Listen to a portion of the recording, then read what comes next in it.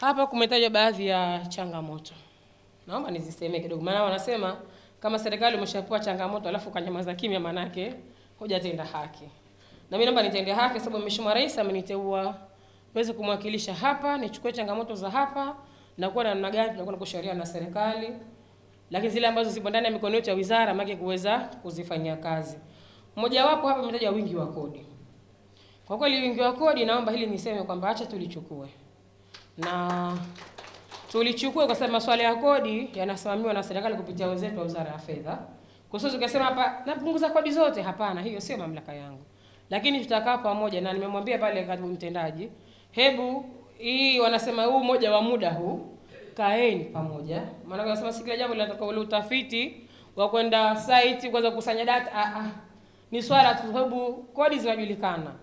Hebu mkikaa basi kwenye kikao hata cha dharura kwenye ule mmoja ambao mwanzisho wa muda, zungumzieni hizi kodi. Je, tujue ni kodi gani na gani na gani ambazo zinatoleshwa na kodi hizo ni shilingi ngapi na ngapi, kwa sababu tunaamini kwamba kupitia kodi kila muda huyo hapa ndani yupo, na naamini kwenye huo mmoja maana hao wote wapo. Kwa hiyo kaeni mzungumze ili baadaye katibu mtendaji atatuletea, tutaona serikali tunakwenda kuliwasilisha. Na bahati iliyo njema Dr. Mwinyi, jamani, rais wetu mpendwa, rais ambaye anajali watu wake. Wanapenda kila siku kusema hataki kuona ukiritimba wa makodi kodi. Tufanye ile one stop center. Hata kwenye kodi zetu make kuwa kuna one stop center. Nadhani kwa jasiriamali mmeweza kufanyia baada ya changamoto zao na maeneo mengine na makundi mengine. Kwa na sisi sasa kama kundi, tena kundi lenyewe lile kundi tajiri. Kwa hiyo tajiri wetu usiwe tu kwenye kupeleka habari kwa jamii, lakini pia katika kuona yale ya kwetu nayo yanafika na yanafanywa kazi vizuri. Kwa hili naomba nimwagize katibu mtendaji nifanyeni kazi kwa haraka ili tuweze kuliwasilisha serikalini kabla hatujaingia kwenye bajeti ya serikali, ili serikali ione namna nzuri ya kuona inalifanyia kazi.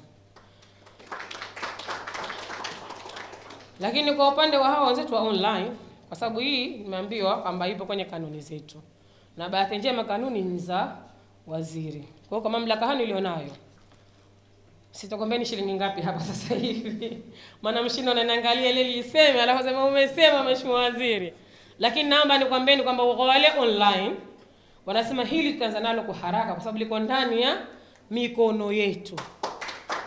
Kwa punguzo kwenu ni mambo mnalipa 500 ndio? Kichwa kimeniuma kidogo.